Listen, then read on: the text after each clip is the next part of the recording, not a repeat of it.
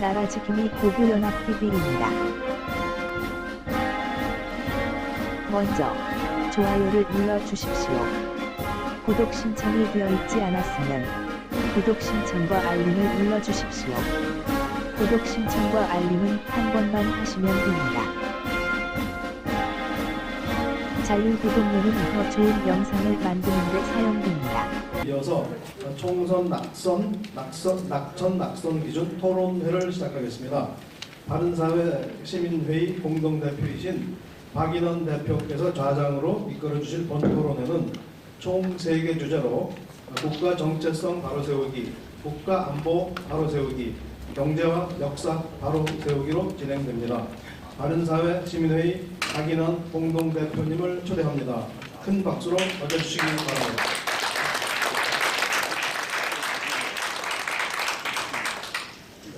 예정된 시간보다는 조금 늦어진 것 같습니다. 저는 이번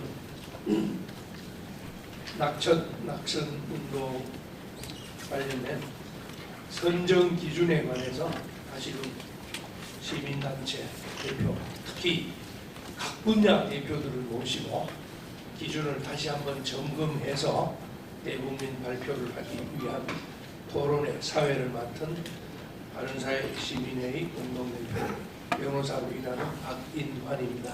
예, 감사합니다.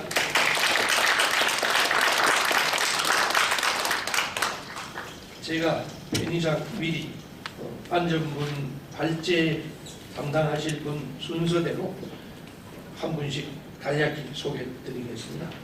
먼저 국가 정체성 바로 세우기라는 큰 주제로 자유민주주의의 가치와 이념을 발제해 주신 김주성 전 한국교원대 총장님을 소개합니다.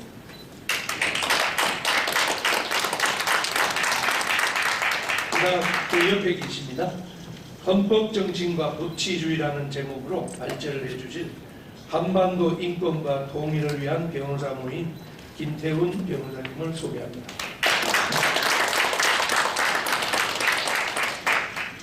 그 옆에 끝에 계십니다. 종북 세력 그들은 누구인가라는 제목으로 발제를 해주신 손광주 전 남북하나재단 이사장님을 소개합니다. 다음 제2주제 국가안보 바로 세우기라는 큰 주제입니다. 그 주제로 외교 안보의 가치와 기준에 관해서 발표해 주실 이용준 전 외교부 국책 담당 대사님을 소개합니다. 그 옆에 계십니다. 국방안보의 가치와 기준에 관해서 발제를 하실 고성균 전 육군사관학교 교장님을 소개합니다. 다음 큰 주제 세 번째입니다. 경제 및 역사 바로 세우기가 되겠습니다. 먼저 자유시장 경제의 가치와 이념에 관해서 발제를 해주실 조동근 명지대학교 명예교수님을 소개합니다. 제일 왼쪽에 계신 분입니다. 올바른 역사와 올바른 교육에 관한 우리 낙천 운동의 대상자 기준에 관련해서 발제를 해주실 강규형 명지대학교 교수님을 소개합니다. 네. 이렇게 발제를 여러분이 하시다 보니까 아직 사회자로서는 시간 조절이 조금 애로가 있지 않나 싶습니다만 우선 발제하실 분들은 각자 한 10분 정도로 예정해 주시면 고맙겠습니다. 우선 서두에 저희들이 이런 토론회를 좀 광범위하게 갖게 된 이유는 이번 총선이 여러분께서도 아시다시피 자유민주주의 체제, 법치주의를 바탕으로 하는 우리 대한민국 헌법 체제, 다시 말해서 우리 국가의 명운이 달리 중대한 선거라는 데 인식을 같이 하고 총선이라는 것이 바로 국민의 심부름꾼, 국민으로부터 위임받은 심부름꾼을 뽑는 거다. 따라서 그 주인은 국민이고 우리 헌법에 나타난 바와 같이 주권자가 국민입니다. 따라서 낙선 운동은 다른 말로는 국민 주권 운동이고 유권자 행동 운동입니다. 불과 2달도 안 남았는데 공천을 하느니 뭐 경선을 하느니 하면서 아직도 깜깜이 정보 속에서 누가 누군지도 모르고 청와대에 있었다는 이유만으로 60여 명이 쏟아져 나오는 이런 깜깜이 정보 속에서 유권자 정보 제공 운동을 저희들은 하고자 합니다. 이렇게 함으로써 올바른 심부름꾼을 뽑는 운동으로 나아갈 것입니다.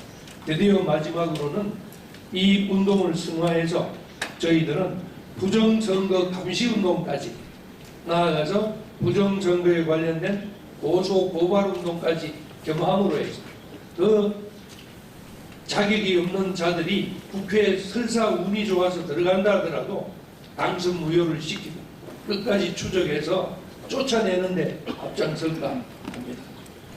다행히 며칠 전에 우리 대한민국에는 중국발 폐렴, 우한 폐렴이 이제는 다 종식되었다고 끝났다고 큰소리 치던 어떤 분이 그 말씀을 마치자 말자 하루에 100명, 50명씩 터지면서 역시 우리나라가 중국 빼고 세계 1등을 또 하나 하게 생겼습니다.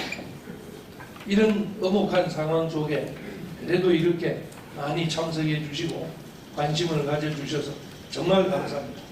더구나 우리 언론에서도 2000년대 처음 좌파 중심으로 된 낙천 낙선 운동 그 열기 못지않게 우리 새로운 총선 2020 총선 낙천 낙선 운동을 우리 언론에서 특별히 관심을 가지고 많이 지켜봐 주시면 고맙겠습니다. 조금 서두가 길었습니다. 먼저 발제 순서에 따라서 국가 정체성 바로 세우기에 관해서 김주성 한국교원대 총장님께 마이크를 넘기겠습니다. 네, 안녕하십니까. 저를 받은 김주성입니다. 뭐 다들 아시겠지만 21세기에 들어와서 이렇게 체제 전쟁을 벌여야 될 줄은 누구도 몰랐죠. 4.15 총선은 정말 체제 전쟁일 것으로 생각이 듭니다. 우리는 해방 공간에서 체제 선택을 위해서 그렇게 싸워가지고 남북으로 이 체제 선택을 서로 달리한 이후에 체제 경쟁을 해왔는데 이 체제 경쟁은 우리가 87년에 민주화를 하고 88년에 올림픽을 하면서 세계적인 체제 경쟁을 끝내지 않았습니다. 서울올림픽을 본 모든 동구의 사람들은 거리로 쏟아져 나왔습니다. 그 사람들이 말을 그랬습니다. 우리는 서울을 보았다. 그들은 서울을 보고 서울의 올림픽의 노래를 불렀습니다. 그 노래만 부르면 모든 사람들이 거리로 나왔습니다. 탱크 위에 올라갔습니다. 그래서 동구가 무너졌습니다. 소련이 무너졌습니다. 독일이 통일됐습니다. 한국은 체제 전쟁, 세계적인 체제 전쟁을 종식시킨 나라입니다. 그런데 바로 그때 역사적 아이러니가 태어나기 시작했습니다. 체제 전쟁의 씨앗이 한국에 다시 뿌려졌고 거기에서 자라나기 시작했습니다. 적어도 그 이후에 김영삼 정권이나 김대중 정권까지만 해도 체제 전쟁으로 느끼지 않고 그때만 해도 정권 경쟁이 신사적으로 느꼈습니다. 그러나 노무현 정권에 들어와서 어떻게 됐습니까? 진실과 화해위원회라는 것을 만들어가지고 이들은 역사 전쟁을 시작했습니다. 대한민국을 흑역사로 만들려고 했습니다. 흑역사로 만들면서 대한민국은 정의가 패배하고 기회주의가 승리한 이 흑역사로 만들기 시작했습니다. 이것에 온 국민이 화를 내서 최대 득표로 일어난 이 이명박 정권은 어떻게 했습니까? 체제 전쟁이 이미 시작되고 있었던 이 시기에 이들은 중도 통합론으로 유화 정책으로 해결하려고 했습니다. 그래서 이들이 말하는 진지전이 펼쳐졌습니다. 노무현 정권에서 대못 박듯이 박아놨었던 주사파 인사들은 각계각층에서 자리를 잡고 거기에서 힘을 키우기 시작했습니다. 이게 중도통합론이 갖고 있는 가장 위험한 부분입니다. 예전에 솔로는 그렇게 얘기했습니다. 내전이 일어났을 때 중도를 지키려고 하는 자들은 내전이 끝나고 나서 반드시 처단해야 된다. 이게 그리스의 지혜였습니다. 여기 나와 계신 이 우리 모두들 이제 내전이 시작됐습니다. 여기 나오신 건 우리들이 이제는 열전을 벌여야 됩니다. 여기에서 아직도 뒤에 서서 승부가 어디로 기운하를 바라보는 사람들은 정말로 끝나고 나서 처단해야 될 겁니다. 우리는 이 반성을 반드시 해야 됩니다. 박근혜 정권에 들어서 체제 불안을 느끼기 시작했습니다. 그래서 대표적인 좌파 진지인 전교조와 그 정치적인 진지인 통합진보당을 해체시켰습니다. 여기에 이들은 이제 위협을 느낀 이 진지를 피던 이 주사파들은 기동전을 시작했습니다. 세월호에서 우르르 세월호에 나와서 저기 됐고 그 이후에 탄핵 정국을 만들어서 결국은 이 체제를 무너뜨리고 문정권이 일어났습니다. 문정권이 들어오고 나서 우리들은 알기 시작했습니다. 그제야 우리 국민을 깨우치기 시작했습니다. 이들은 사법부와 언론을 장악했습니다. 그렇게 하고 이들은 모든 기존 질서 다 무너뜨리고 주류를 바꿔나가기 시작했습니다. 이제 거의 주류가 바꾼 듯이 느껴지기도 합니다. 이들이 지금 이렇게 실정과 폭정을 하면서도 오늘 발표된 문재인 정권의 문재인의 그 대통령의 지지도는 벌써 1%가 올랐습니다. 45%에서 44%에서 45% 올랐습니다. 확진자가 이렇게 많이 나오고 우한 폐렴에 확진자가 이렇게 많이 나오는데도 불구하고 문재인 정권이 잘못됐다는 이 부정적인 평가는 49%에서 46% 줄었습니다. 이 현상을 어떻게 설명할 수 있겠습니까? 이 체제 전쟁은 굉장히 커다란 문제를 앓고 있습니다.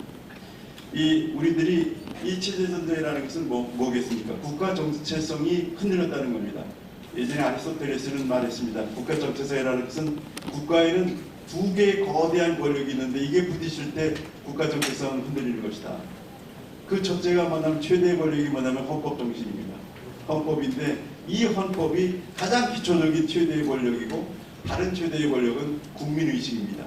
이 헌법 정신을 실현한 국민의식이 이 헌법과 일치될 때 국가 정체성은 단단하고 안정적이지만 이게 무너질 때는 이 국가 정체성이 사라진다는 겁니다. 우리들은 국가 정체성을 다시 세우려고 왔습니다. 그것은 무엇이겠습니까? 대한민국의 가장 헌법 정신이 무엇인지 이것을 갖고 이것에 어긋나는 모든 사람들을 처단해야 우리는 국가 정체성을 다시 세우려고 할 겁니다.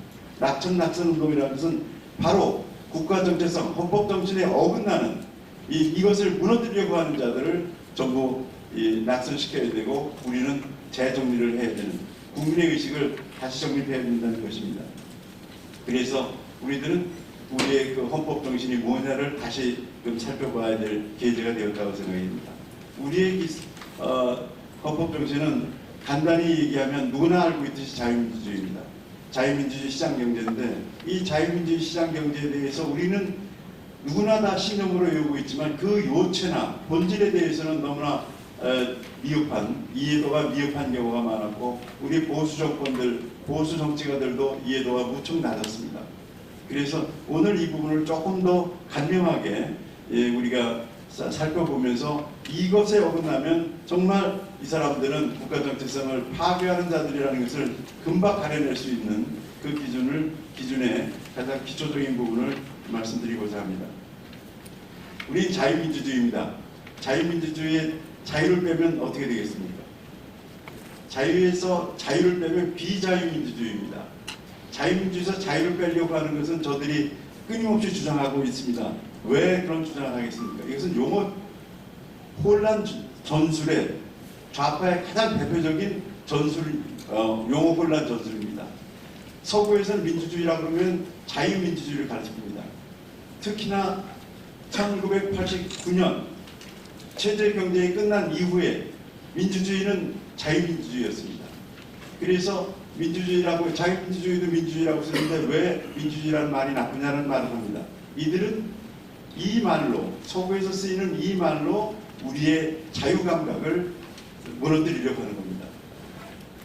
민주주의가 자유민주주의로 되어 있는 이 자유민주주의 현대 정치 체제는 자유주의와 민주주의와 공화주의가 세 가지가 합쳐져 있는 것을 말합니다. 그것을 우리는 자유주의, 자유민주주의라고 부르고 부르고 민주공화국이라고도 부릅니다. 그런데 이들은 민주주의라는 말로 계속 고집하는 이유가 뭐겠습니까? 거기서 자유도 빼고 공화주의도 빼고 민주주의, 국민의 뜻만 갖고 선동을 해서 이 체제를 움직여 나가려고 합니다.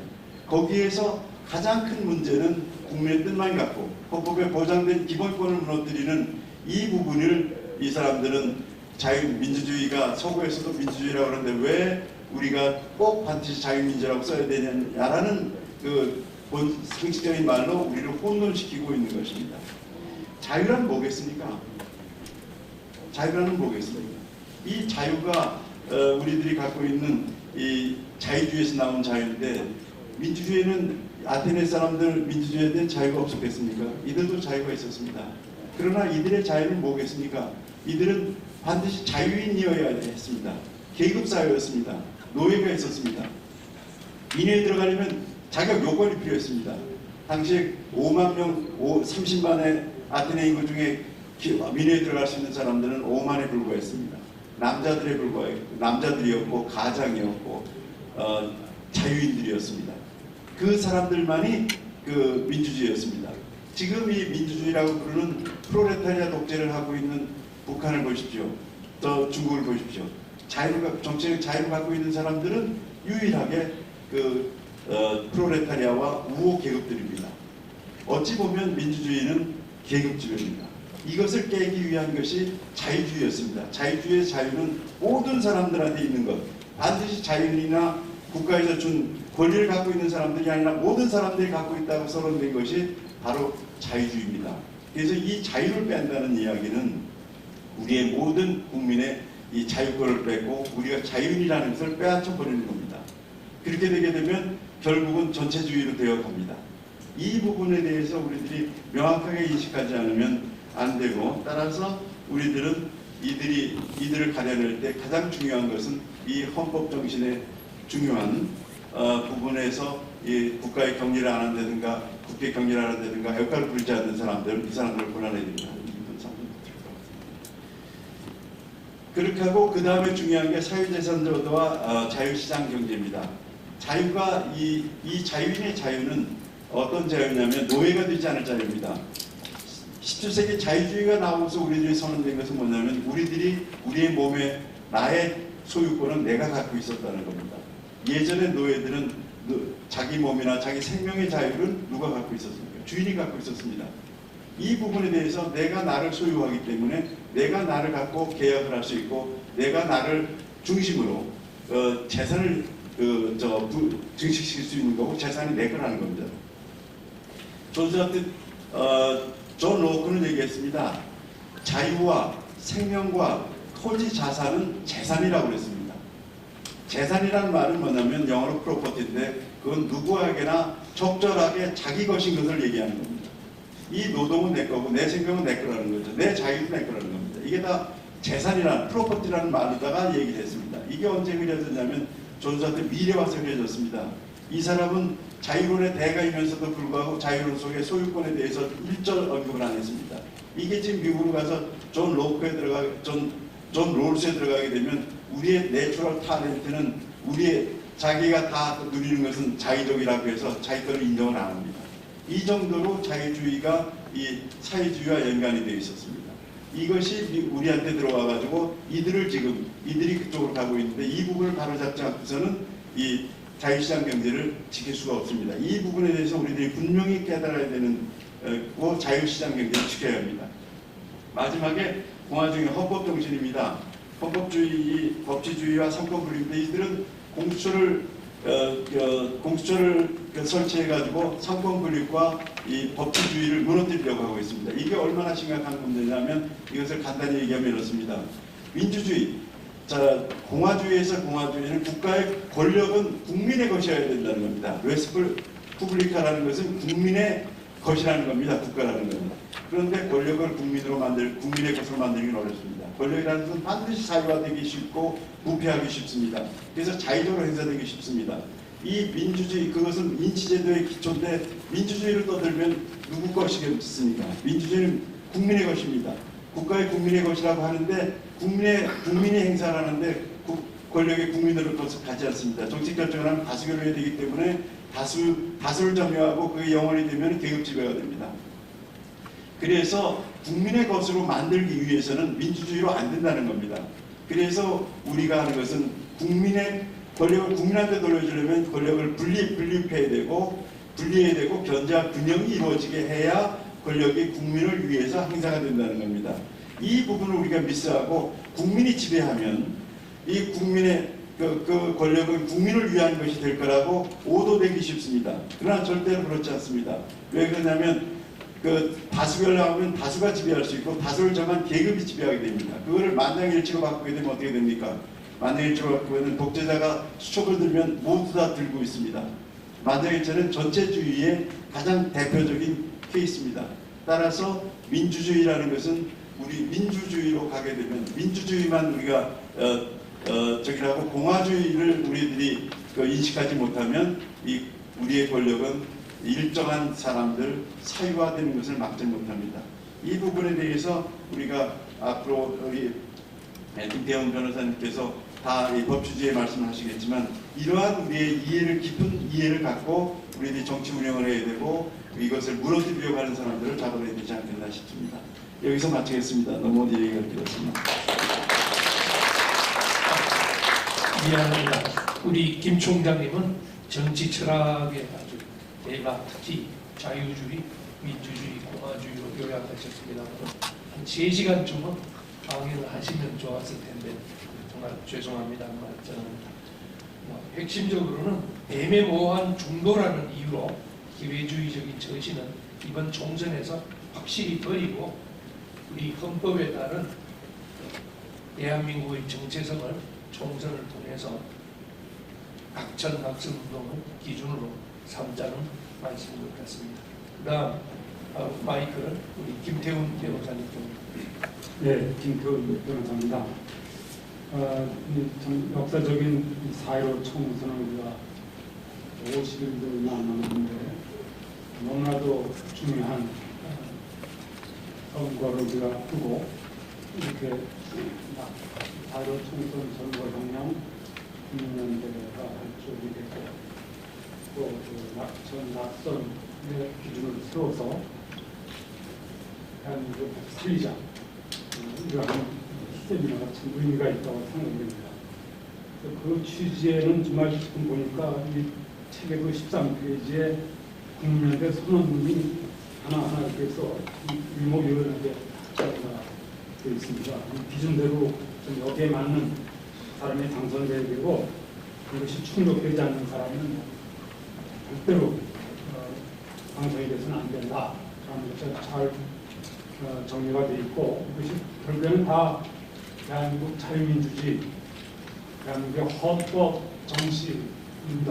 또 헌법 정신이고 그 헌법 정신은 룰 오브 로, 그러니까 법치주의에 바탕을 둔 것이기 때문에 제가 말하는 것은 전부 사실 오늘 연대 선언문에 다 나와 있는데 그 중에서도 저는 이제 특히 그 사법권의 독립, 사법권 부분을 좀 중점적으로 해서 유연 설명하는 정도가 될 것 같습니다. 뭐 잘 아시다시피 자유민주주의가 뭐냐? 그건 자유주의와 민주주의가 결합이죠. 그러니까 자유주의는 개인의 자유와 창의를 인정하고 다양성을 표현하는 그게 자유주의죠. 그러니까 지금 중국의 공산당 같이 육당 독재 뭐 거기에 맞지 않는 건 누구도 할 수가 없고 외부도 안 되고 모든 것이 다양성을 배제하는 그 창의라는 게 있을 수 없고 그러니까 지금 저 무한표현이 이렇게 퍼지고 있지 않습니까? 이 자유주의가 굉장히 본질적인 것이다.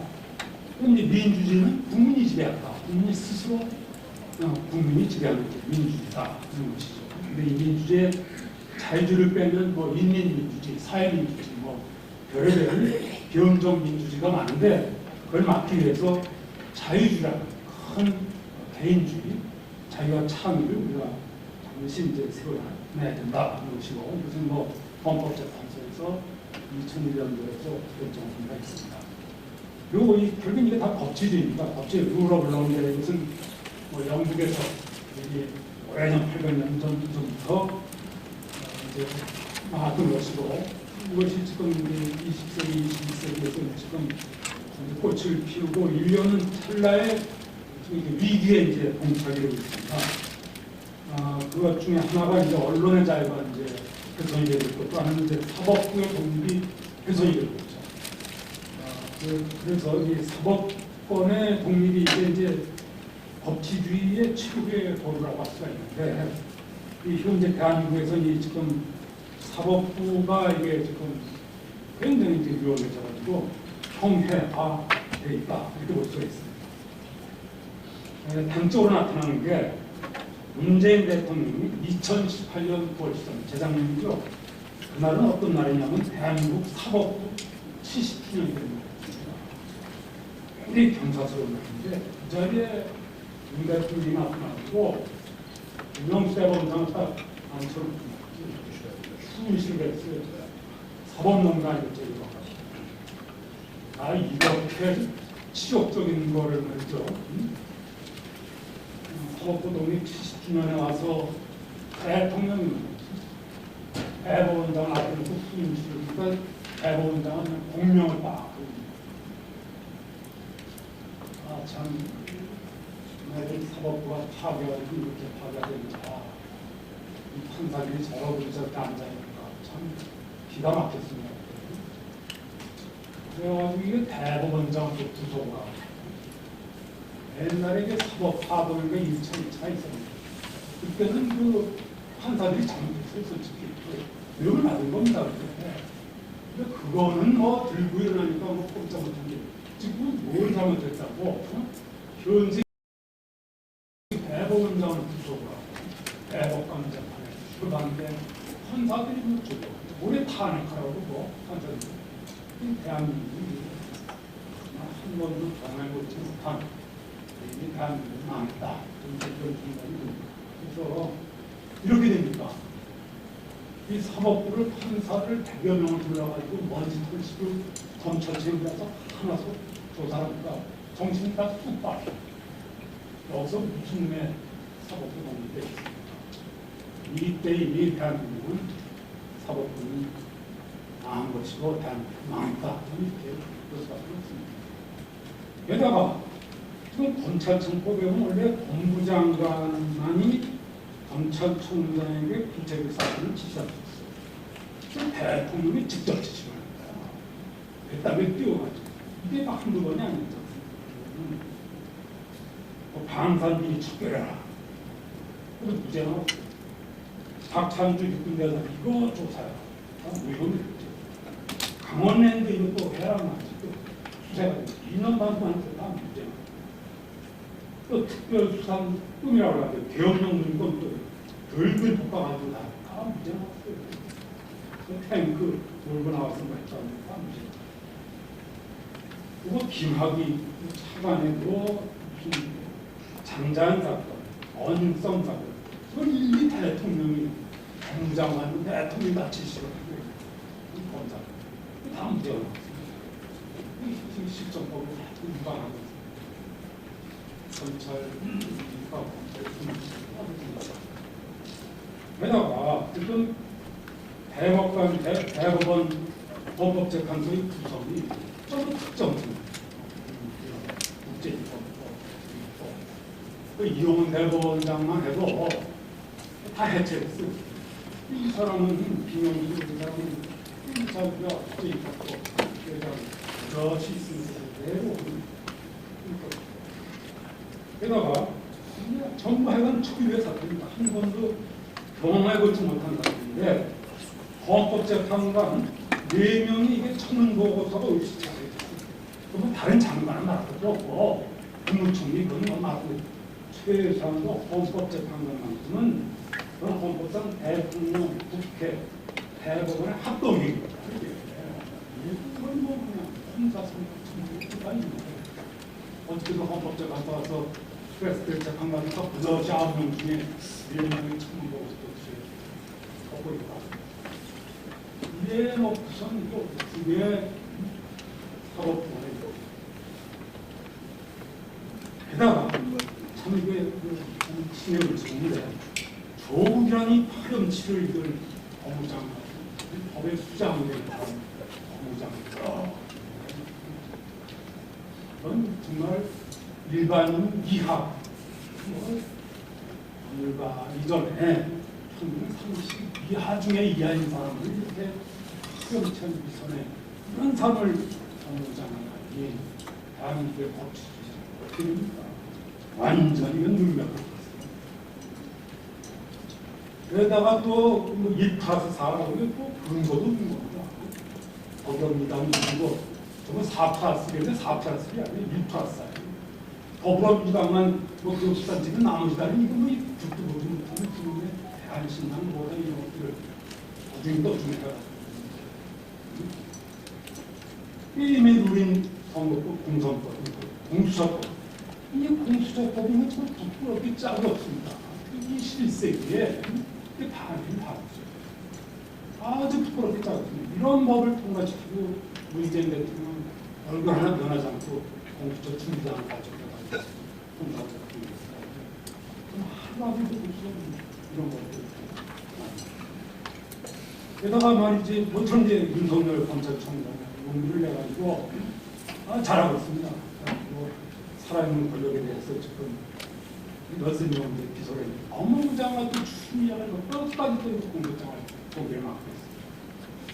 참 대통령, 이게 법률가 변호사 출신, 추미애 부장관도 판사 출신, 어떻게 이렇게 법률가라는 사람이 한 번도 병행을 못한 이런 짓을 하고 있는지 정말 먹고 있잖아요.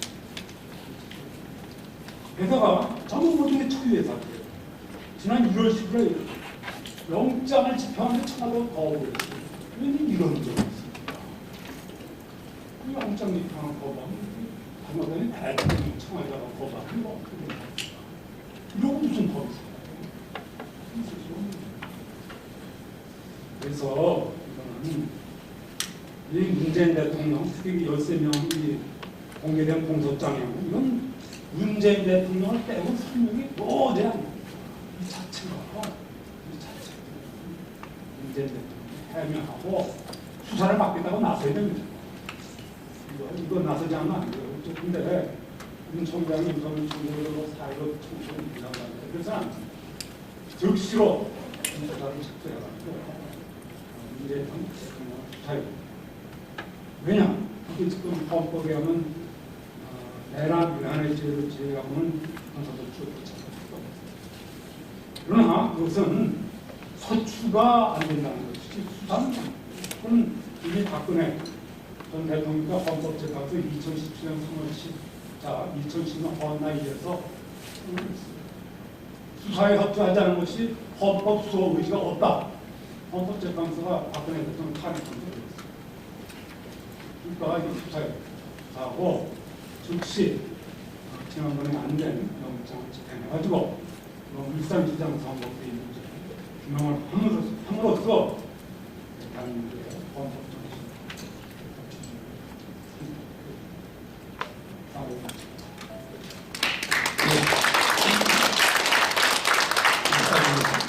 박력 있는 발표를 해주셨습니다. 우리 문재인 대통령이 모든 문제의 제일 꼭대기 핵심에서 권력을 남용하고 있다는 것입니다. 아마 우리 낙천 운동의 기준으로도 법치주의와 권력 분립 정신을 해치는 정치인들은 최소한 이번 국회에서 걸러낼 수 있도록 나간다는 취지로 이해하면 되겠습니다. 다음은 우리 송강주 전 이사장님께서 좀 짧게 해주시면 고맙겠습니다. 네, 저는 이번 국회에 절대 들어가서는 안 될 종북 세력에 대해서 좀 말씀을 드리겠습니다. 아마 다 잘 알고 계시리라겠습니다만 기억을 환기하는 의미에서 저 사람이 종북이다, 종북 주사파다 이렇게 하면 명예훼손이 될까요, 안 될까요? 안 됩니다. 안 됩니다. 그게 지난번에 그 미디어 팬의 여기 변희재 대표가 있었는데 그분이 이제 당시에 이정희 통합정보당 대표한테 종북 주사파다 이렇게 표현했다가 그쪽 측에서 명예훼손을 걸었어요. 그래서 종북 논쟁이 이제 막 시작이 되는데 2014년 12월 달에 대법원 저는 합의체 판결에서 그것은 정치적 표현의 자유에 속한다. 명예훼손은 아니다. 이랬어요. 그래서 작년에 저도 그 위men 크로스 DMZ라고 미국에 있는 종북 단체가 있어요. 그 친구 제가 2011년에 그 사람들의 그 평화협정을 주장하고 해서 그거 종북행위다라고 칼럼을 썼는데 그걸 가지고 저를 명예훼손을 걸었어요. 지금도 서울중앙지검에 계류가 되어 있는데 우리 소송 대행을 맡은 이인철 변호사님 잘 싸우고 계십니다. 그래서 제가 종북 세력에 대해서 이게 법률적 용어는 아니고 정치 용어인데요. 대체로 한번 어떤 사람인가 한번 말씀을 드릴게요. 그 규정을 보면 대체로 이제 북한의 체제와 사상 이념 및 각종 대내외 정책을 추종하고 이를 실천하는 자입니다. 그 실천이 굉장히 중요한데요. 북한의 주체사상, 성군사상, 혁명적 수령관, 수령론이라고 합니다. 그리고 유일사상 체계를 신봉하고 북한의 각종 대내외 정책을 수용하며 대한민국 및 대한민국과 외교관계에 있는 국가 국민을 대상으로 북한의 전체적 유세에서 독재된 것의 이익을 실현하는 자들 이것이 이제 종북하고 볼 수가 있고요. 법률적으로는 이게 뭐 두 분의 우리 김정 변호사님하고 우리 지금 박일환 변호사님 잘 아시겠습니다만 우리가 4.15 총선을 앞두고 좀 중요하게 살펴야 돼. 그런 사람들이 이제 말하자면 과거에 간첩죄 그리고 대법원에서 반국가단체, 이적단체로 확정 판결을 받은 단체에서 활동한 자입니다. 국가보안법 위반자죠. 이 사람들이 이제 4.15 총선에서 이번에 특히 이런 경험을 가진 사람들이 많은데 이들 이제 과거에 이적단체나 주사파 단체 그리고 극렬한 반단체에서 활동을 했는데 그런 경험이 있음에도 불구하고 공식적으로 전향을 안 하고 뭐 대충 뭉개고 그런 예컨대 나는 대한민국의 자유민주적 기본 질서를 준수하겠다 이런 명시적인 어떤 그런 발언도 없고 대충 뭉개고 있는 사람들 이 사람들이 이제 국회에 들어가서는 안 된다. 이것이 이제 이번에 아주 중요한 기준으로 해야 된다라고 생각을 합니다. 왜냐하면 뭐 잘 아시겠지만 한 국가가 폐망하는 데서 결정적인 것이 내부 요인, 거의 내부 요인이고 그중에서 내부 이적입니다. 종북 세력은 확실한 내부 이적이고 그런 점에서 어떤 외부 요인보다 더 위험한 사람. 이 사람들은 들어가면 안 된다. 자, 그러면 이 친북 세력이라는 게 있는데 이 사람들은 어떻게 할 것이냐. 친북 세력은요, 우리 주변에도 많습니다. 뭐, 예를 들면은, 통일되면은 북한 핵, 그거 우리 건데, 우리 민족 것인데, 이거 좋은 것 아니냐. 뭐 그렇게 핵을 그냥 놔두라고 이렇게 뭐 모르는 사람들이 있어요. 이런 사람들은 이제 북한 정권하고 북한 주민을 구별하지 못하고 막연한 민족적 동질감에 기초해서 북한의 우리 민족끼리의 노선과 정책을 수긍하고 호응하는 사람들 이런 사람들이 있어요. 애는 북한에 많이 풀어줘야 된다. 풀어주다 보면은 뭐 북한 주민한테 이익이 온다. 뭐 이런 부분들. 그리고 근데 개성공단이라든가 금강산 관광 같은 문제 제기하는데 어떻게 할 것인가? 이거는 국제규범상 지금 현재 유엔 제재하고 이거를 고려해 보면은 북한의 핵을 폐기하는 과정에 진입하지 않았으면서도 금강산 관광을 재개해야 된다냐, 또 개성공단을 재개해야 된다 이렇게 주장하는 사람들이 있어요. 이 사람들은 법률적으로 종북 세력과 같은 법률 위반자는 아니에요. 대한민국 헌법과 법률 위반한 건 아닌데 이 사람들도 그럼 어떻게 할 것인가? 이 사람들도 사실은 국회에 들어가서 곤란하다. 들어가서 안 된다. 왜냐하면 국회의원은 일반 국민하고 달리 일반 국민들이야 뭐 퍼줘도 된다 이런 말을 할 수 있지만은 국회의원 적어도 입법을 하는 그런 국회의원들이라면은 첫째 북한에 대해서 정확하게 알고 있어요. 정확한 관점. 또 자유민주주의 기본적으로 아주 확고부당한 사람들. 그리고 북한 체제를 잘 알고 북한 문제를 어떻게 해결해야 될 것인가 해결 방안도 갖고 있는 사람. 이런 사람들이 국회에 들어가는 것이 당연히 마땅하다. 왜냐하면 헌법 제4조에 보면은 국회의원은 평화적 통일을 위해서 노력해요. 통일을 위해서. 자유민주주의 기본 질서 하에서 평화적 통일을 위해서 노력해요. 그러니까 북한에서 잘 아는 사람들이 들어가야 된다. 그렇게 친북 세력도 따라서 들어가서 안 된다. 라고 말씀드립니다. 그런 관점에서 자료집에 33페이지에 나와 있습니다만 제가 정리한 기준을 한번 읽어보겠습니다. 북한의 세습 독재 정권을 옹호하고 그들의 이익을 실현한 자, 예를 들면 북한 정권에 현금과 뇌물, 중요한 정보를 제공한 자들이라면 대한민국의 헌법과 법률, 국가 이익에 반하여 북한 정권을 주장하고 이익을 제공한 자, 법률적으로 보면 이적죄나 예적죄에 해당되는 사람들, 또 예를 들면 북한에 와서 북한 정권의 이익을 대변하는 사람들. 세 번째는 북한의 통치 이데올로기를 수용하거나 이른바 내재적 접근을 주장하면서 북한 정권을 비판하지 않는 자. 과거에 NLPDR 운동을 했고 이런 사람들 중에 이전향 주사파, 혁명적 사유주의 등등 이들은 안 된다.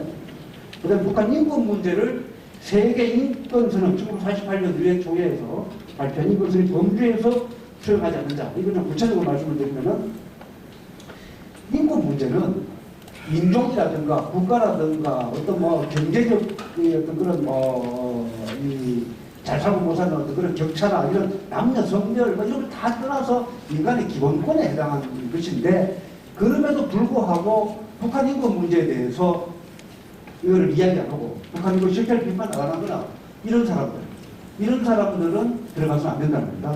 좀 구체적으로 제가 말씀드리면은 북한 인권법 제정을 반대한 자, 북한 인권 재단 설립을 반대한 자, 북한 인권 활동을 하는 사람들을 비판하고 방해한 자, 유엔 및 미국, 일본, 유럽, 호주 등의 북한 인권법 및 북한 인권위원회 활동에 대해서 북한에 대한 내정 간섭이라고 주장하는 자, 북한 인권 문제를 속칭 북한의 선개발 후 개선 논의로 궤변을 접하는 자, 이들도 낙천 낙선의 대상이 되어야 된다. 그 다음에는 이 안보 문제입니다만 반미 침묵 활동을 한 자, 그 다음에 북한 핵 보유를 비판하지 않는 자, 그 다음에 유엔 안보리 대북 제재, 국제 규범을 준수하지 않고 속칭 우리 민족끼리 협력을 주장하는 자, 그 다음에 기타 남북한 교류 협력 등 모든 남북 관계에서 북한 주민의 이익보다는 북한 정권의 이익을 고려하는 자. 그러니까 북한 주민과 북한 정권을 분리하고 북한 정권의 편에서는 이익이 되는 것. 이것은 안 된다. 이상 대강의 기준을 말씀드립니다. 감사합니다.